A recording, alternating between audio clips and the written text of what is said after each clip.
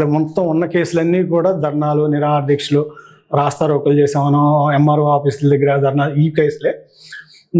మల్లవల్లి రైతుల ఇష్యూస్, ఇట్లా ఇష్యూస్ మీద ఫైట్ చేసినాయి తప్ప వ్యక్తిగతంగా ఒక్క కేసు కూడా నా మీద లేదు.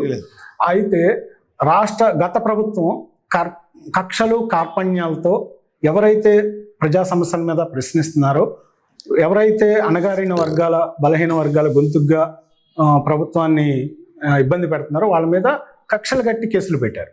ఇప్పుడు ఎక్కడా కూడా ప్రభుత్వం కక్షలు పెట్టి ఎక్కడ కేసులు కట్టట్లా. మన వైసీపీ ప్రభుత్వంలో నా ఒక్కడి మీదే 10 కేసులు ఉన్నాయంటే గత 5 సంవత్సరాల్లో పరిస్థితి ఎలా ఉందో అర్థం చేసుకోవచ్చు. మిగిలిన వాళ్ళు కూడా అలాగే ఉంది.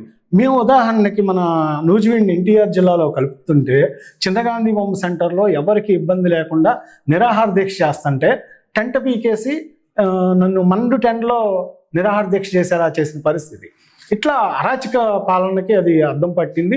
ఇప్పుడు ఎక్కడా కూడా ప్రభుత్వం మీరు వాళ్ళు నిరసన తెలియజేస్తున్నారు, ఎక్కడన్నా వద్దంటూ ఉందా? లేదు. అదే కక్షలో కార్పణ్యాలు ఇప్పుడు వాళ్ళు చెప్తున్నారు, ఎర్ర బుక్ పరిపాలన నడుస్తుంది, రెడ్ బుక్ పరిపాలన. అదే పరిపాలన నడిస్తే కొడాల నాని ఎక్కడుండేవాడన్నా? పేరు నాని ఎక్కడ ఉండాల్సినోడు? అంబటి రాంబాబు ఎక్కడ ఉండాల్సినోడు? రోజా ఎక్కడ ఉండేది? అమర్నాథ్ మన గుడివాడ అమర్నాథ్ ఎక్కడ ఉండేవాడు?